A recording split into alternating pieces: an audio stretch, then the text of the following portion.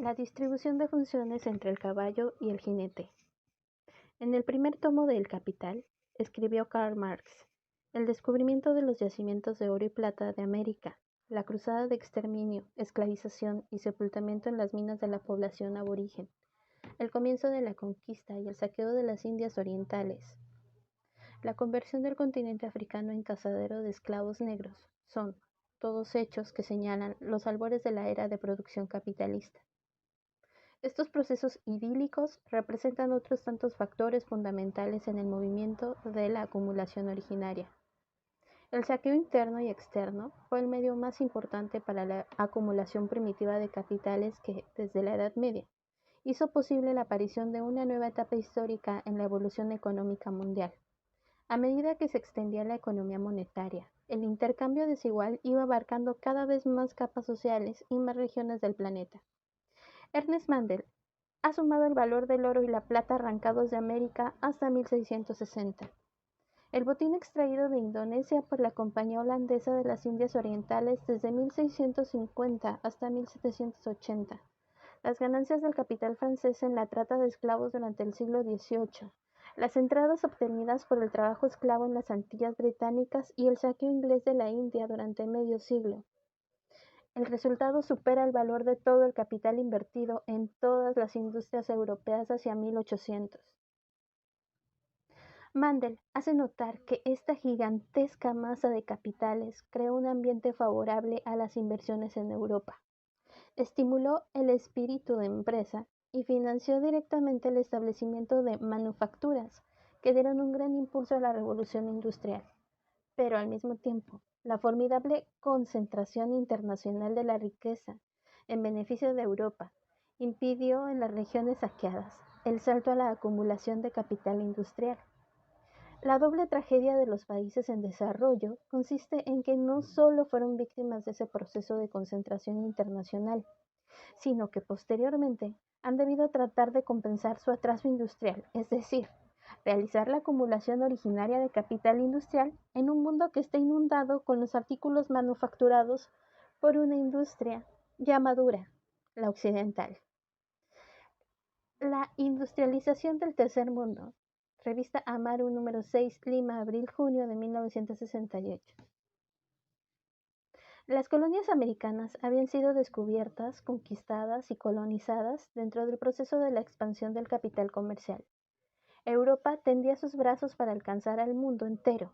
Ni España ni Portugal recibieron los beneficios del arrollador avance del mercantilismo capitalista, aunque fueron sus colonias las que, en medida sustancial, proporcionaron el oro y la plata que nutrieron esa expansión. Como hemos visto, si bien los metales preciosos de América alumbraron la engañosa fortuna de una nobleza española que vivía su edad media tardíamente y a contramano de la historia, simultáneamente sellaron la ruina de España en los siglos por venir.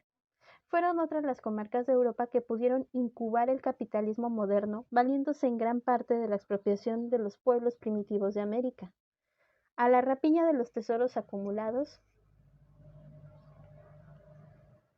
sucedió la explotación sistemática en los socavones y en los yacimientos del trabajo forzado de los indígenas y de los negros esclavos arrancados de África por los traficantes. Europa necesitaba oro y plata. Los medios de pago de circulación se multiplicaban sin cesar y era preciso alimentar los movimientos del capitalismo a la hora del parto. Los burgueses se apoderaban de las ciudades y fundaban bancos, producían e intercambiaban mercancías, conquistaban mercados nuevos, oro, plata, azúcar. La economía colonial, más abastecedora que consumidora, se estructuró en función de las necesidades del mercado europeo y a su servicio. El valor de las exportaciones latinoamericanas de metales preciosos fue, durante prolongados periodos del siglo XVI, 4 veces mayor que el valor de las importaciones, compuestas sobre todo por esclavos, sal, vino y aceite, armas, paños y artículos de lujo. Los recursos fluían para que las acumularan las naciones europeas emergentes. Esta era la misión fundamental que habían traído los pioneros, aunque además aplicaban el Evangelio, casi tan frecuentemente como el látigo a los indios agonizantes. La estructura económica de las colonias ibéricas nació subordinada al mercado externo y, en consecuencia, centralizada en torno del sector exportador, que concentraba la renta y el poder. a lo largo del proceso. Desde la etapa de los metales al posterior suministro de alimentos, cada región se identificó con lo que produjo y produjo lo que de ella se esperaba en Europa. Cada producto cargado en las bodegas de los galeones que surcaban el océano se convirtió en una vocación y en un destino. La división internacional del trabajo, tal como fue surgiendo junto con el capitalismo, se parecía más bien a la distribución de funciones entre un jinete y un caballo. Como dice Paul Baran, los mercados del mundo colonial crecieron como meros apéndices del mercado interno del capitalismo que irrumpía. Celso Furtado advierte que los señores feudales europeos obtenían un excedente económico de la población por ellos dominada y lo utilizaban de una u otra forma en sus mismas regiones, en tanto que el objetivo principal de los españoles que recibieron del rey minas, tierras e indígenas en América consistía en sustraer un excedente para transferirlo a Europa. Esta observación contribuye a aclarar el fin último que tuvo desde su implantación la economía colonial americana, aunque formalmente mostrará algunos rasgos feudales, actuaba al servicio del capitalismo naciente en otras comarcas. Al fin y al cabo, tampoco en nuestro tiempo la existencia de los centros ricos del capitalismo puede explicarse sin la existencia de las periferias pobres y sometidas. Unos y otros integran el mismo sistema. Pero no todo el excedente se evadía hacia Europa.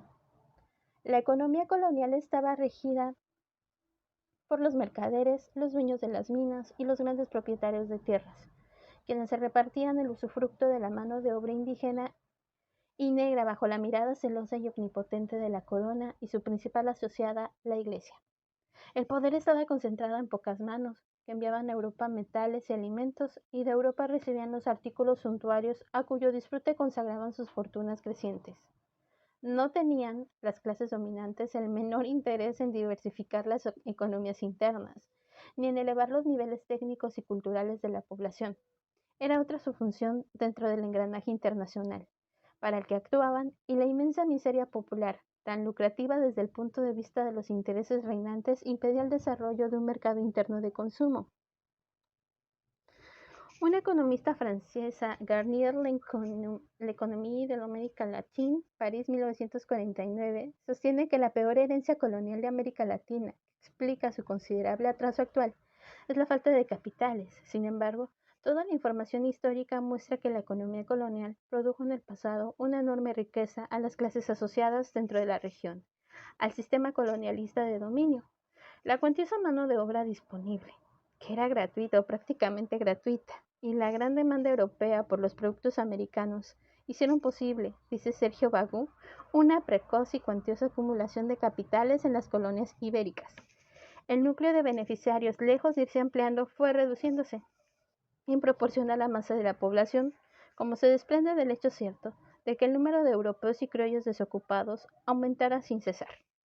El capital que restaba en América, una vez deducida la parte de León que se volcaba al proceso de acumulación primitiva del capitalismo europeo, no generaba en esas tierras un proceso análogo al de Europa, para echar las bases del desarrollo industrial, sino que se desviaba a la construcción de grandes palacios y templos ostentosos, a la compra de joyas y ropas y muebles de lujo, al mantenimiento de servidumbres numerosas y al despilfarro de las fiestas. En buena medida, también ese excedente quedaba inmovilizado en la compra de nuevas tierras o continuaba girando en las actividades especulativas y comerciales.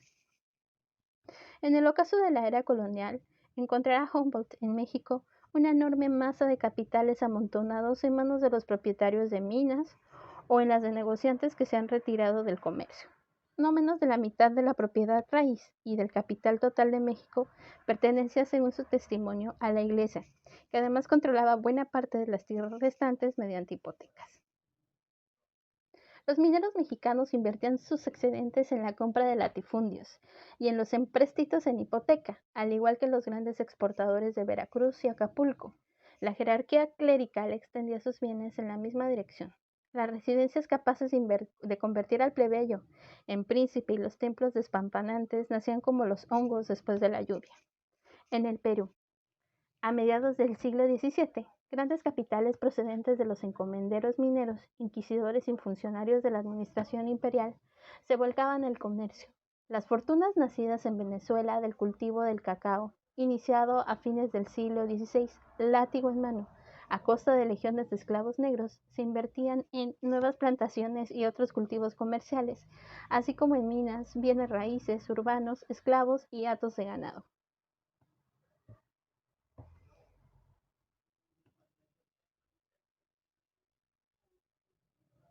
Bueno amigos, pues gracias.